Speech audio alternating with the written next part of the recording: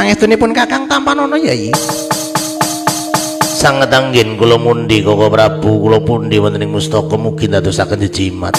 Koko Prabu, kula ingkang rayipun sedewa ngaturaken sugeng pangabekti. Ingkang rayi kula nak kula ngaturaken pangabekti Koko Prabu. Yayi kembar wis ndak tampa. Pamujinipun Kakang we Tampanono Yai.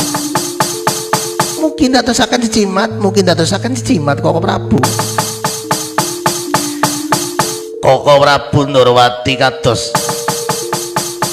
nenggani kumeleming watu hitam sileming palwa gabus ingkang rayi kula nenggani panjenengan dereng rawuh wonten negari Ngamarta. Waduh Yai sinuwun.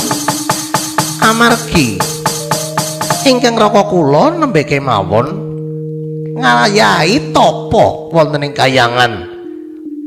Tapa wonten ing saklebeting guwa Maya Siluman saperlu minggah wonten ing kayangan. Dados Koko Prabu menika nembe kemawon minggah wonten ing kayangan. Leres Yai sinuwun Yai, pramila kula badhe ngaturaken menapa ingkang dados pikantokipun Raka Padha kula minggah wonten ing kayangan Suralaya.